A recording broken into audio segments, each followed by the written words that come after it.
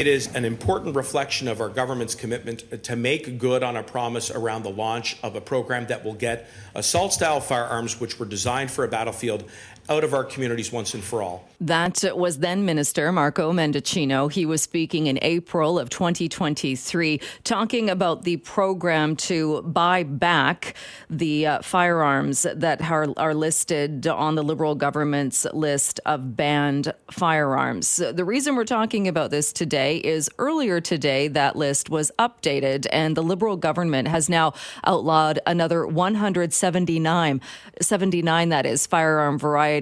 Those varieties have been added to the list of prohibited guns, saying that it considers these guns too dangerous for use by anybody, including hunters or sport shooters. So, well, joining me now to react to this is Wes Winkel, the president of the Canadian Sporting Arms and Ammunition Association. Wes, thank you for being with us today.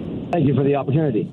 What is your response to this? These are the final days of the Liberal government the way it is right now. They are going to be going through a big change this weekend with their leadership convention, but we don't even have Parliament sitting right now, but that they have come out and added 179 models of firearms to this list. Yes, I mean, from our industry's perspective, it's virtue signaling at its best. The firearms that are added now are over 2,500 makes and models, and the additions that happened today have been in no way, shape, or form used in crimes anywhere really on the planet. A lot of these firearms are almost 100 years old. They're collectible firearms. They're not a risk to public safety at all. We're still in a situation where the firearms they banned in 2020 have not been collected at all. They're still in the gun safes of the owners, locked up safe and sound by licensed owners. And this is not a public safety initiative. This is a last gasp initiative to try to gain votes in some urban centers and trying to prey on the ignorance of people that don't understand these firearms. When this was first announced, and I know your organization is the Firearms, the industry organization, when it was first announced that they were going ahead with this and they were going to put together this list and they wanted to buy these firearms, they banned the use of them moving forward. Was there anything about this plan that you and your group was on board with or thought was good? No, we were pretty hard on them right at the very start of this program because we knew that the task of really collecting these firearms and having them destroyed is virtually not doable.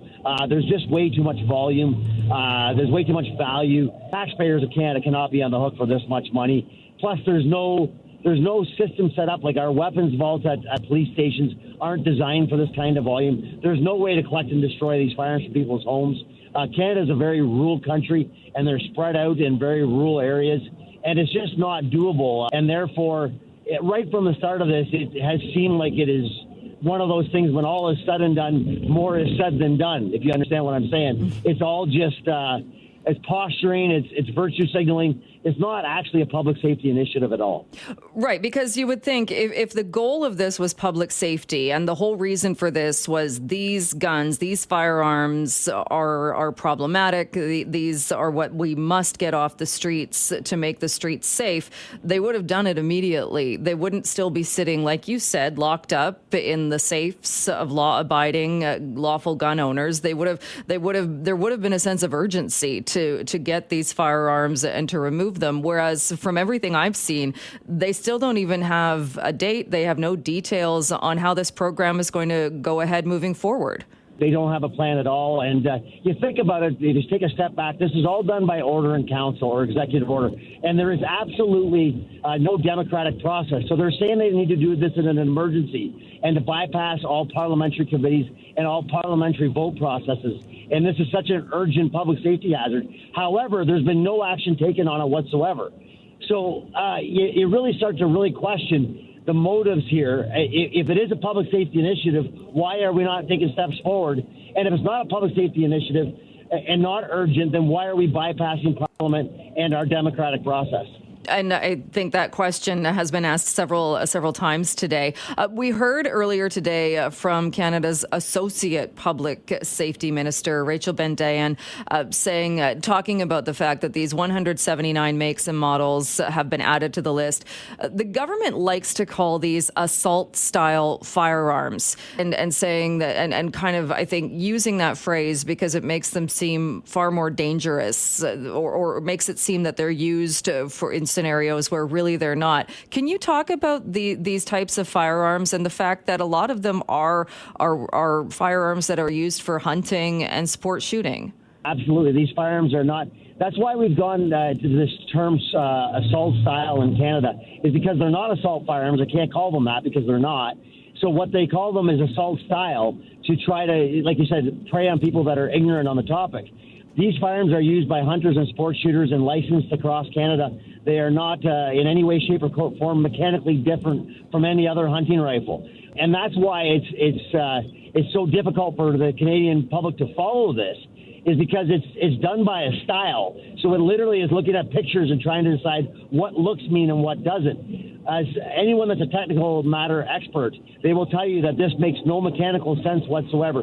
There are guns that are virtually identical to the guns that were banned today that are still in circulation and deemed non-restricted, and they will be sold at stores tomorrow, that are virtually identical to the ones that were banned today. This is the problem with this government and the way they've done firearms policy, is they've done it without any expertise or any industry input, and therefore we end up with this very terrible firearms policy. Where do you see it going from here? I know if there does happen to be a change in government, likely this program would not be going forward. Where do you see things going from this point? Well, I mean, I think if we have a change in government, you'll see what they call an amnesty extension, which will be a way to extend these firearms in people's homes until they can get legislation reversed or get policy changed. I think that'll happen if we have a change in federal government. If we don't get a change in federal government, heaven forbid, then I think we're going to see a big collapse of the firearms industry in Canada. And Wes, you mentioned this as well on what it takes to own a firearm in Canada, and anybody that has one knows that it's not easy. You have to, especially if you have a restricted firearm, you have to take a course, you have to pass a test, you have to put yourself out there to having RCMP checks every day. Do you think do we need to change that? Do we have enough rules in this country when it comes to gun ownership and making sure it's done in a safe and lawful way? We have by far enough rules. I mean, you think about the amount of rules your average criminal breaks before they commit a firearm or a crime with a firearm. It's immense. I mean, we don't need more rules. We need more enforcement of the rules. That's a lot of steps and nearly a year of paperwork and effort.